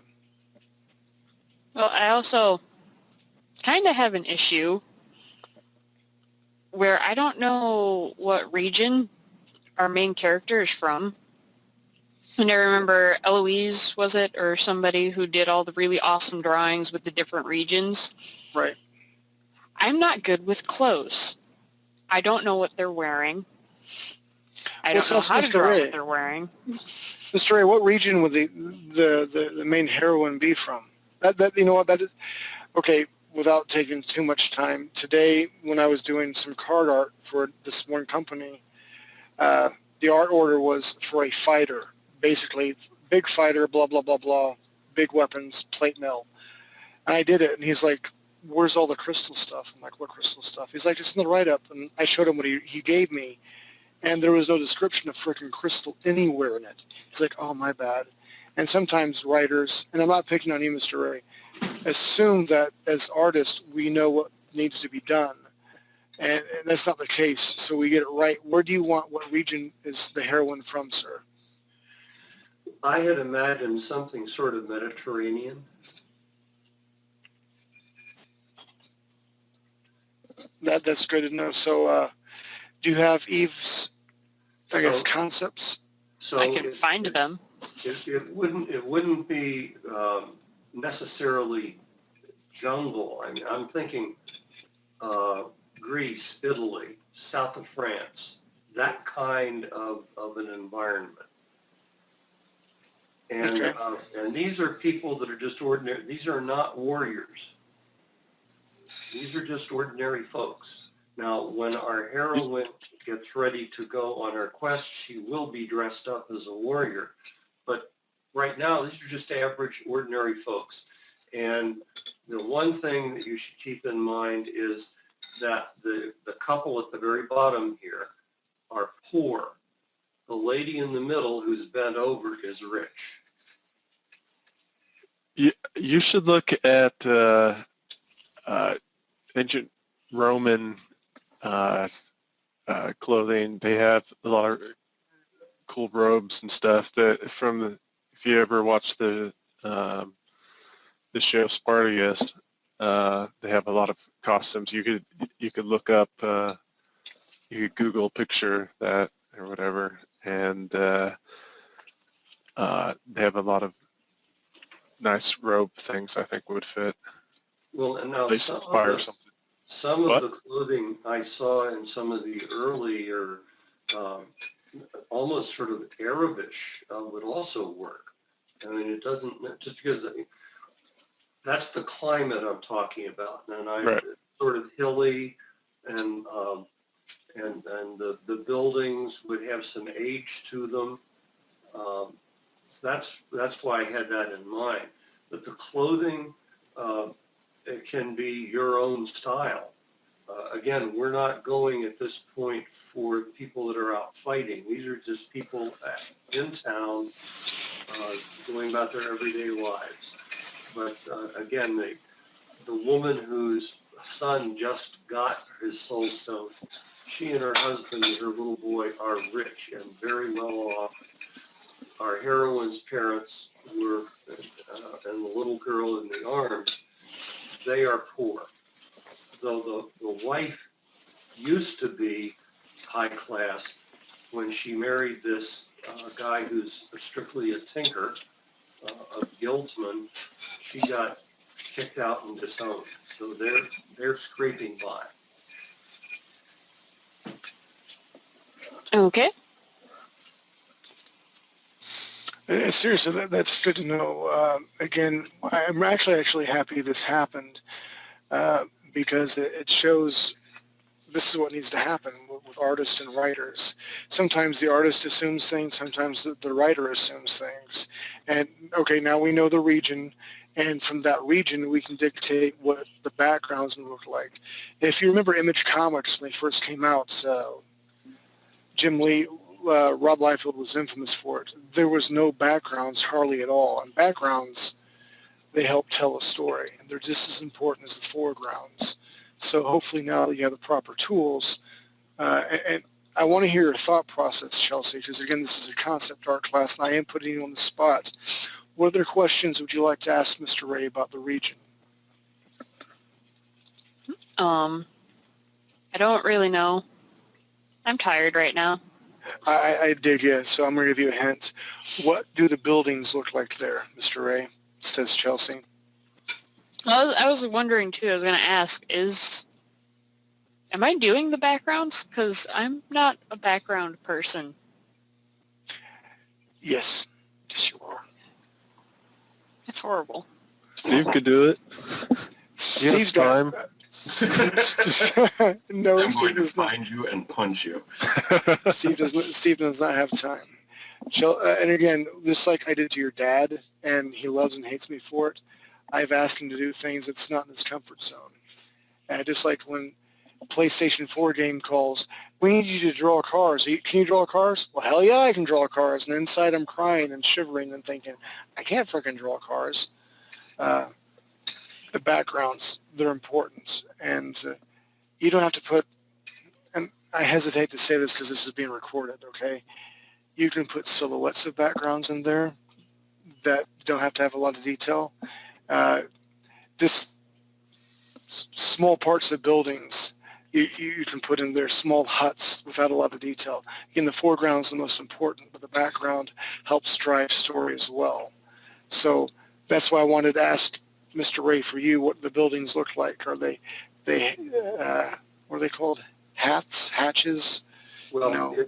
if you remember a few weeks ago, we were talking about the arena where the child gets the stone, and Steve started to do a sort of speed painting of a circular area in the middle of town, and there were just the hints of some buildings around. I thought he was dead on. Okay. At least that's what I sort of had. Again, a sort of a Mediterranean feel. Yes, they use the stone, the power of the stones to build things, but I'm seeing there more the arena where she goes down to start her quest. That should be monumental. Wherever the head of the magi is, their temple, that should be monumental.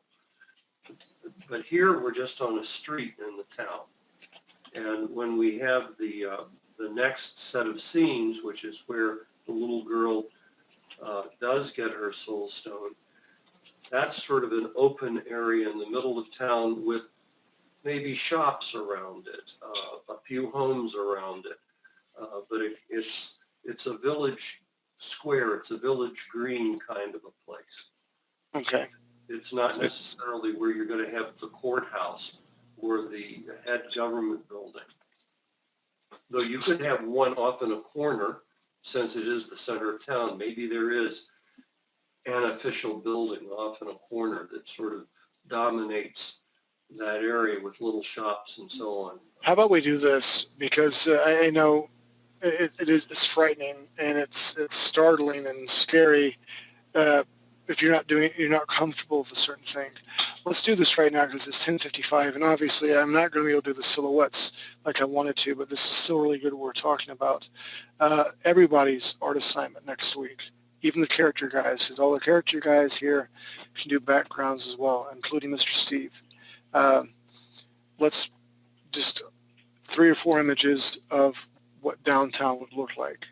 And if you can remember, it's like Mr. Ray was saying, it's circular, it's Mediterranean feel.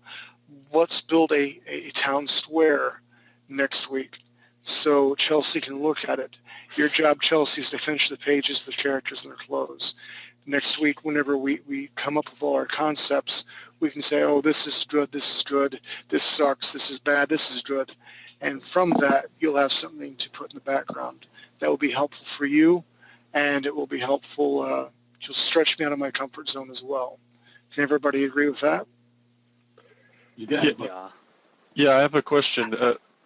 You said it's circular. Is it circular around that arena? Not necessarily. The Wait. area where the child will pick the stones is a circle. Oh, right. But the area in the center of town could be circular, it could be square, it could be rectangular. It's just the specific place where they place the child and the stones for her to pick, that is a circle. And it has to be big enough for quite a few people to gather around, because our person in the hood who throws the stone in at the last minute can't stand out that much. There has to be a big enough of a crowd for that person to toss the stone in and sort of disappear into the crowd. So keep that in mind. That's part of the story. And Steve, do you have something to add? Maybe the advice you gave me on my building last time? Well, I think since everybody's bringing a bunch of different stuff to the table, the bigger a mishmash of stuff we get, the better. But definitely take what Ray gave us to heart and look up a lot of reference stuff on both modern and ancient Mediterranean area stuff, and take some cues from there, much like the Parthenon one was. Okay, so to come up with. So we're not tying ourselves to the kind of that crystal thing, the quartz crystal thing. Well, I mean, as far as the stuff that's relevant to the story, yes, like the big quartz crystal I had hanging in the air and the one Donald did, not necessarily. You know, go where it takes you, and you never know. We might take 3, 4, 5 different ones everybody did and say, well, if we take this element and that element, we've got what we're looking for. So, you know, keep it loose. Yeah, I mean, definitely have hints of the crystal power in there. But again, I'm seeing that more for the monumental stuff, because that's what the people with the most power using the crystals have made. The ordinary homes might have a hint of it here or there, but those aren't going to be spectacular any more than you go walking down any suburban street, you're not going to see the same kind of architecture that you would on the mall in Washington, D.C. Are we taking pains to make it look alien? I mean, not alien, but not something that we see or would have seen here on Earth. Yeah, I would definitely say take a little bit of pain to whatever elements you go with to dehumanize those a little bit. Yeah, I would like it not to look like an actual Mediterranean town. I would like it to be the Elysian version of a town that would be in that same kind of geography. Okay. Okay, let's open it up last minute again to Derek, any of if you the. don't- I'm sorry. Go Derek, ahead. if you don't mind, I'm going to take over a little bit. I know we don't have a lot of time left. Go ahead, please. Take over, sir. There's a couple things that I want to cover fast. First of all, Sydney made it back to the house, and I would love to pull up her screen and show the work she did on the Queen, just to get that in everybody's head. Because it was kick-ass cool. So if we could have her, Nelson, that would be awesome. Oh wait, who are we bringing? Sorry. Sid. The other Chelsea.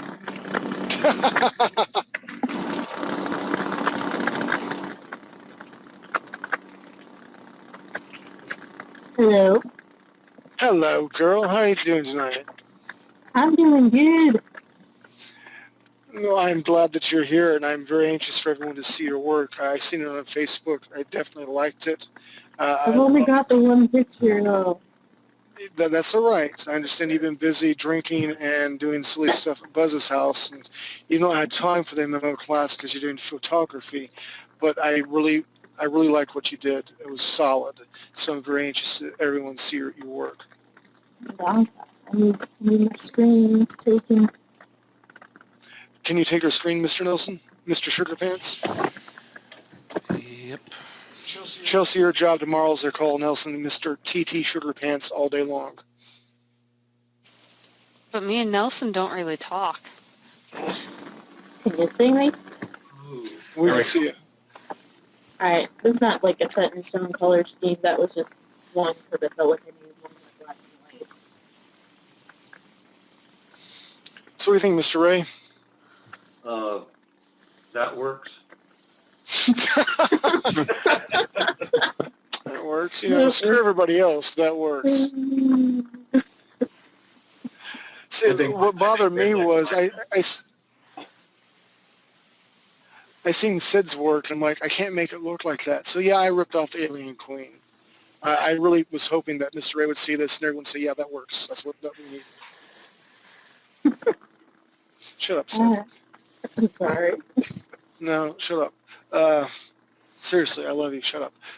So are we going to go with that, with the Alien Queen? Because that is my vote. Cool. I was kind of thinking that stuff, that like orange with blue stripes at the side of her head, those could kind of fold back behind her head and come out when she's trying to be threatening, you know? Like a cobra. Cobra said. Do you have the black and white version as well? Black light version?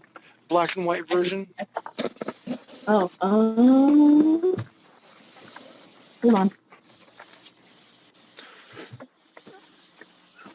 Does it have teeth? Of course it's got bloody teeth. How's it going to chew its applesauce? It's black and white. I can see the stripes there where it glows. You know, that glowing sensation.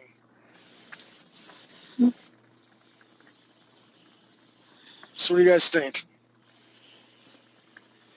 I like her headdress. Very I would like queen-like. to nominate Chelsea's queen bitch here, the queen. And if you guys agree, Chelsea, this is what we need you to draw when it comes to that area. I like it. Oh, lol. Yay. It's cool. I have this feeling that I would like to see something around the mouth a little bit different. Maybe protruding something. I don't know. But We're not going to do That's- Geiger's alien thing. What we Huh? need to do, no, not a mouth. Not another mouth. I'm just being what serious. we need to do, and I understand that Well, Chelsea we can could- play along with it too, since she's the one doing the right. comic and she's got the time to be on. But I wanted to read this to be the base because Sid did this, not Chelsea. Chelsea's bitching at me on Facebook. I'm not Sid, I'm Chelsea. I understand that, right? I'm old and I'm tired. Sid did a great version. And if we can agree with that, this is the queen, then Chelsea will use this as the baseline whenever Chelsea Curtis, not Sydney Curtis, but Chelsea Curtis draws a comic. Can we agree to that? What do you guys think? Sounds good Because to me. sounds great to me because we need to continue to move forward. There's all sorts of subtle nuances that we can say, well, I don't like this eye. We can have a second or third eye. I understand that. But there are things moving on behind the scenes that you guys don't know. And I've got to get this comic book together. It's got to be done. So I'm going to put my foot down and say, if you guys agree, boom, this is a queen. I'm happy with it. What do you guys think? You cool with it? All right. Mr. Ray, you happy? Yeah, one thing now to remember, her children have to have some resemblance to her. Just so you know, they're related. All right. Okay, the Shetland pony-sized guys that she has to fight off to get to the queen have to have some semblance of being the same animal. Those deep, dark, black eyes, most definitely. All right, cool. Okay, just to reiterate, the queen that we're seeing right now, the queen is, it's the final challenge, if I'm correct, that our heroine fights at the end. Right. And there's a stone set in the queen, because we're stone-centered sort of in the game, that the heroine manipulates, and the queen actually stings herself and kills herself. And that's when the heroine starts to realize that, hey, my stone is able to manipulate other stones. And that's when she starts to understand her power and her true place in the world and society. So this huge queen that we see gives birth to these small, we'll call them skitters, skitters. So they need to be similar. They're about the size of Shetland ponies. My only thing that I would like and I would suggest, and I want to get your opinion, you're a Lethean. I like the silhouette that you got there. It's a good read, but I would like to make the silhouette smaller. I like the queen to be even bigger and more gigantuan for a final boss. So if we cut that silhouette down to almost half to what to compare to the queen, I think we got spot on. All right. Do you have a location for the stone yet where you want to put it on her? I didn't see if you had it in the colors. It could I think be, the middle of the head would be good. That's what I what I'm was thinking. going to say, actually, because you can manipulate that into her having some kind of mind control ability. well, actually, her stone, the queen's stone, and I think in the head works just fine, is how she controls all of her kids. Ah. They all have more like gravel, not stones, and her stone, she actually evolved this way. It's not like the Alethians sort of figured out how to do this. These creatures just naturally evolved with a symbiotic relationship with the living crystals. So the children have like sort of gravel, and the queen has a stone, and that's how they communicate with each other. That's how she controls them. Nifty. Right, Miss Chelsea Curtis, not to be confused with Sydney Curtis. Miss Chelsea Curtis, she giggles, but I can feel her eyes on me with hate and loathing. Do you have any other questions that you need to clarify? Because again, you and I will be responsible for the pages. Well, not really, other than I'm not really caught up, so I don't know where this queen thing came from. The version of the comic that I have saved to my computer to work on the pictures has something called the Brog Beast in it. So yeah. I am lost. Okay, the first challenge, she's on a desert island with the assassin and the Brog Beast. Okay, so they're both still in there. Okay. Yeah, so that's the very first challenge when she leaves, when she is teleported to her first challenge. And in that instance, the Brog Beast has been artificially implanted with a stone that the assassin controls, so that the Brog Beast is part of the assassin's weaponry. She doesn't realize what happens, but her stone takes over the assassin and the Brog Beast. The Brog Beast turns on the assassin, savages him, and then comes over and sits down and licks her hand. She has no idea what's going on, but her stone did all of that. but she wins that one. So the next one, she goes into this beautiful glade where there's this bird that has this incredibly beautiful song. She goes down a path, comes to a door that has a puzzle essentially in it, and she turns around and see, the first one is water. This one is fire. The woods that she just walked through, a raging fire is coming toward her. The key to getting through the door is remembering the sound of the bird's song. If she presses the buttons in the door correctly, she'll be able to get through the door and go on to the next challenge. The third challenge, she's on the face of a cliff in front of essentially the Grand Canyon.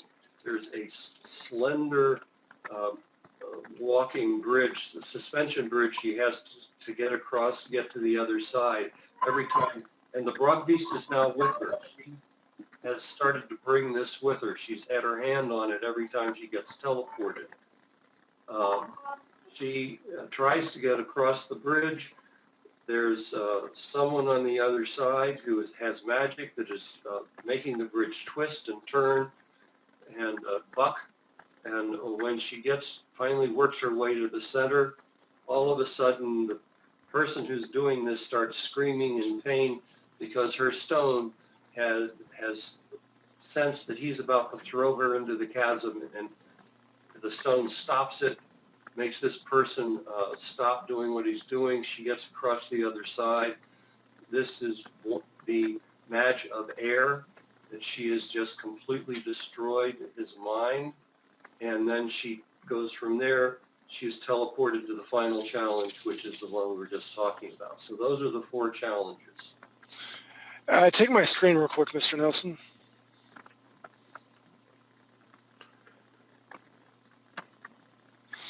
Okay, I'm not for sure what you want the Brog Beast to look like. Hold on. Tasmanian Devil. I asked this question a long time ago. I have it. Oh, so you mean a real Tasmanian devil?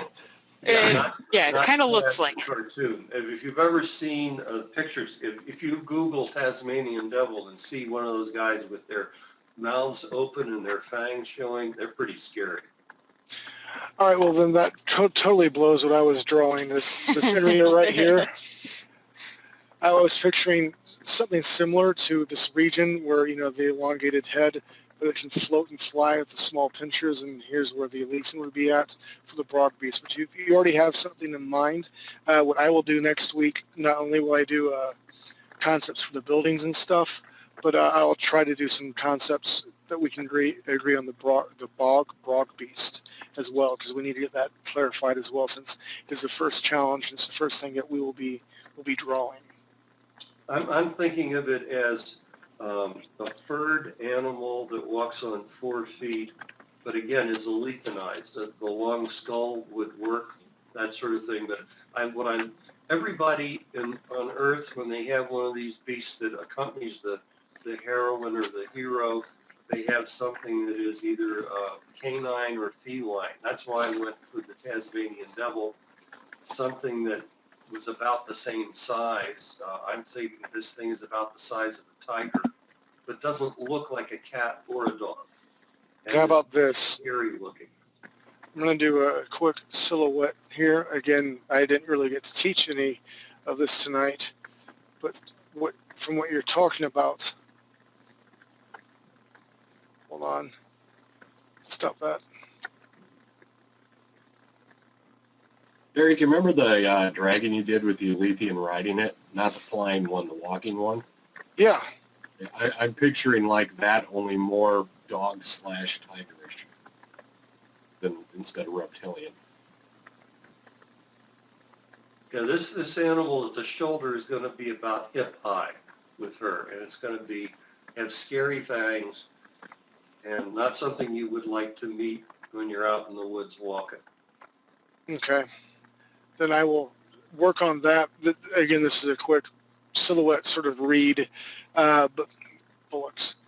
We will work on that next week. So just to reiterate, what we're going to do is we're going to come up with concepts for the comic book next week with what the city will look like around her, some environments around this Mediterranean sort of alien-esque town and the Brog Beast, because we've got to move on this comic book ASAP.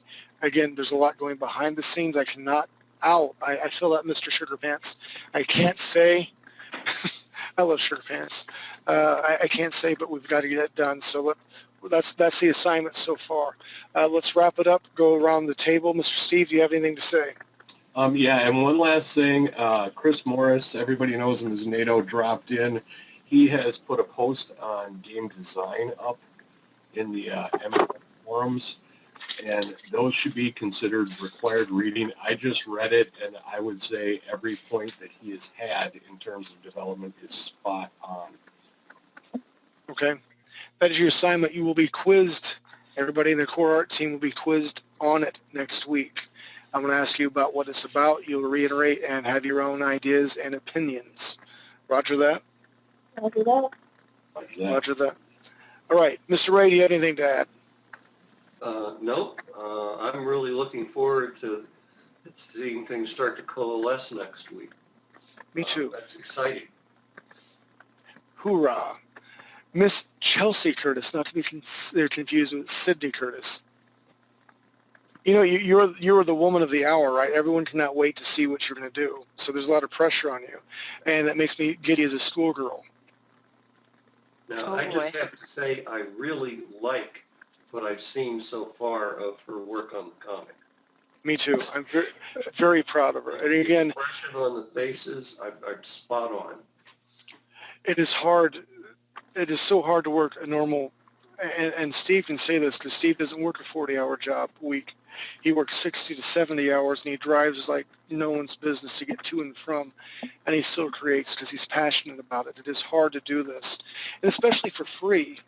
And I can't pay you guys. This is not a paying gig, but I really hope that you learn to collaborate with people, and your work will be seen by many. And this is the leaping point. Some exciting things are right around the corner. So Chelsea, I love and I respect you. I think you're awesome, and I know you can do this. So don't let me down. Tell me and agree with me. You'll have it next week, correct?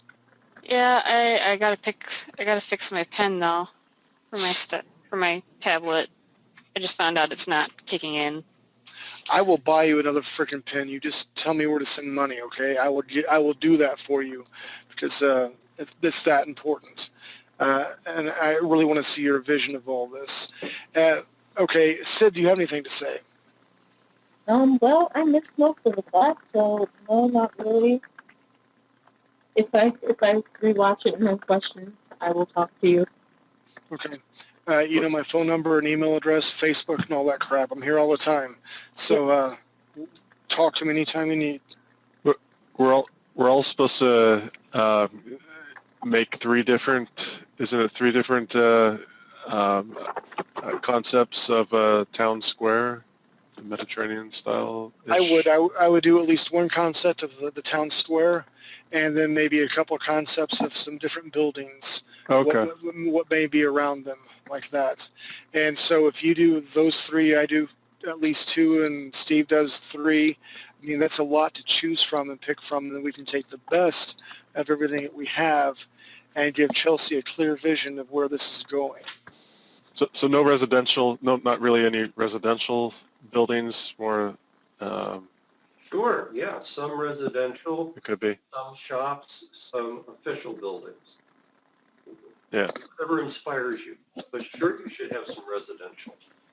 It's a town. I agree. But we're not doing the whole town, we're just doing the town square. Again, do their town square for one concept piece, right, and then go crazy with maybe some residential buildings in the background, and like maybe a market where they're selling stuff. And again, you don't have to draw the figures in it by any means. You can draw tables, you can draw, items on the table, stuff like that. Let's just give a feeling of what the town may look like for Chelsea, and for myself too. Cool. And I will come up with at least 5 different concepts for the Bog Beast thing. I mean, if you decide that what you want to do is do a stable where they keep dragons, that's fine. That's freaking good. I like that idea. All right, so we got our assignments. That's all you're going to get is a bunch of dragon stables. But think about the story, think about the things that live there, the people that live there, and you know, what does it look like? If you walk down the street, what would you see? All right, we got our assignments. It is 11:20, a little bit past time. I thank everybody for being here, a part of this. It is a big venture that we're going on. And again, we're going to do small baby steps. We're going to get this right. Required reading by NATO for everybody that is listening right now. I don't know Chris that well, but from what I know, he's smart. He's done a lot of work like this. And more importantly, I believe in him, but Buzz also believes in him. And I want to give him the respect that is due to him because he's going to bring some ideas to the table that I don't think of, Nelson doesn't think of, Steve doesn't think of, because we all have our own niches, but it's important that we all work together in this collaborative sort of setting so we can make this. And it will be a long journey for us to make it, but I really believe we're going to make something really cool. There's a lot of people watching. I know there's only X amount of people in their class right now, but a lot of people are downloading this. And when other things happen that I cannot say yet, there's going to be a lot more people in class and a lot more people watching. So let's open it up for any more questions or comments from the panel, and we'll wrap it up. Does anybody have any questions they want to ask? Are you going to say next week, or is it we still don't know? Stuff that can't not be named. The thing, a little ways out. A little ways out. Okay. But it's going to be kick-ass cool, sexy cool. I promise you. All right. Alrighty. Anybody asking any questions, Mr. Nelson? Either BuzzNet or hands up. No. There was a comment earlier, unfortunately, that I missed. I don't know the context of this. Regional questions such as climate, time of year, astronomical bodies in the day and night sky. That's a damn good question. Mr. A, you want to field that for us? Well, I very much like some of the stuff Steve has come up with, but we have to think about the implications. I love the scene where you had two moons in the sky. Think about what that would do to tides. They probably would, in some cases, cancel tides out if they're on opposite sides of the planet, and in other cases make the tides unbelievably strong. Steve has talked about maybe having a binary star as instead of a single star. Again, think about what would that do to the climate? How would that affect the way that the planet circled that binary star? Well, what season do you want? Do you want to be a cold season? Because that will affect how they're dressed. Do you want to be part of the hot season? For the story, I'd like it to be spring, summer, fall. Nothing real extreme. Kind of temperate. Yeah, a temperate kind of an environment. It doesn't mean that in other times, in other parts of the story and in the game, that we can't have things that are particularly challenging in terms of the temperature. Now, one thing about the binary star idea, that might lead to much more seismic activity on this planet than we're used to on ours. Again, because you have two stars with their gravitational pull would fluctuate over the course of a year, which would lead to some of the things that Steve did with the lava falls and so on. But in this particular story, I don't want to have anything that's too extreme in terms of the environment. I want to focus on what's going on with this young woman and the challenges she faces. So nice weather. Yeah, reasonable weather. Reasonable. Okay. Yeah. We got the whole picture to work on then. Guys, we'll wrap it up here. I thank everybody, the core art team. I appreciate everybody listening to this. I encourage everybody to go to the forums. Facebook me, Derek Stevens, and then, or try to reach me on the forums. Steve is brilliant patrolling the forums. I do want to give my hat and tip it to him. He's very active on the forums. Steve, why don't you give your name there so everyone might be able to message you as well. SJC is in Stephen Joseph Curtis, and 2112. And again, without tipping my hat too much to anything, but I want to give thanks to Steve. He's going to be a very big part of what's going to be happening very soon. I respect what he does and what he's going to bring to the table, is what he's going to be able to teach. I'm very blessed that he's part of this class. He's a great artist. He's a visionary. And you owe me $5 for saying that, asshole. I already put it through PayPal. All right, thank you very much. With that, we will wrap up tonight. I look forward to seeing everybody next week, same bat time, same bat channel. Mr. Sugar Pants, take us out.